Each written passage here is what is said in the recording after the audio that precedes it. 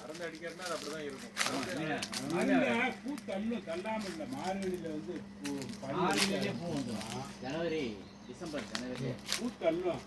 பூத்தள்ளையிலே நம்ம வந்து 1-2 கிட்ட 1-2 தெரியும். அந்த நேரத்திலே வந்து மருந்து அடிக்க ஆரம்பிச்சிடும். அப்போ தான் ஆவரேஜுக்கு பூத்தள்ள ஆரம்பிச்சிடும். சரி. அந்த தேன் விழுவோம், செல்பூச்சி விழுவோம், எல்லாத்தையும் காப்பாற்றி மாங்காய் கூட்டணும். சும்மா மாங்காய் உடனே அதெல்லாம் வெளியில் வராது.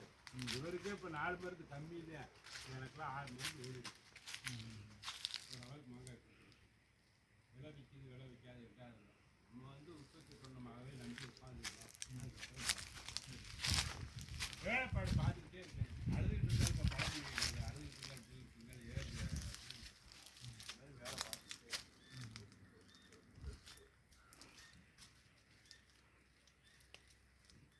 24 hours இங்கே வந்து வேலை